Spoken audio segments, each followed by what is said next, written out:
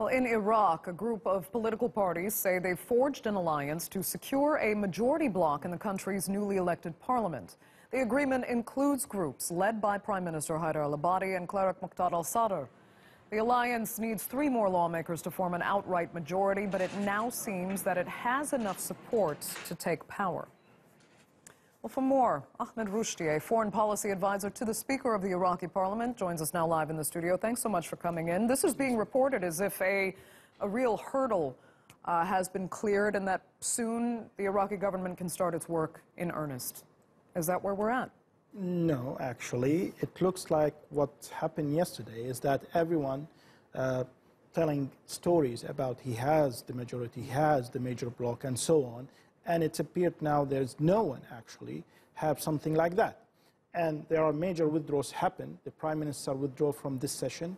Ayad Allawi withdrew, Hakim withdrew, and also now Maliki withdrew, and Al-Fatah Hadi Al-Amri withdrew. That means everyone is not actually agreed on everything. And that means we need to know exactly who are the candidates first, for the Prime Minister, for the President, and for the Speaker positions. At the same time, to know exactly if the Prime Minister can make the government. So it's another story.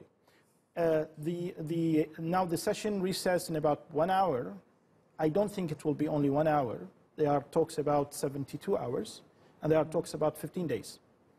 That means we need to have more time to agree about the candidates first, then to agree about the candidates for the ministries. So I think it will be a long story. Okay, you're expecting at least the 15 days then to find some sort of consensus, but I mean, what can this consensus actually be? For the major bloc, first. Second, the candidates for those 3 major positions in Iraq, which I think there will be some sort of a consensus about maybe the Speaker and the President, but the Prime Minister, I don't think so.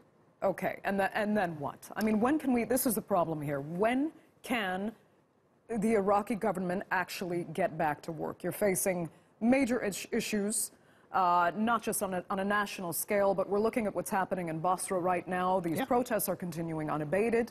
Some say that's a powder keg that could explode at any minute.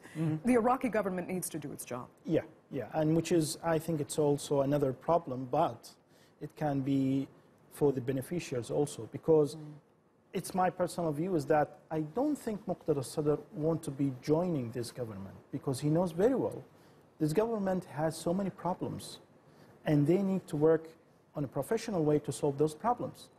So I think he will withdraw, make the others do the government, then there will be so many problems that he will push his people to have demonstration, to make this government fall down, then he will make his own government. So you just feel they're all playing politics here? It's politics, yeah. Not even to mention the international powers that are still at play. I think the international power now is playing a major role in Iraq. The U.S., I think by Bert McCormack, it was clear the Americans threat everyone.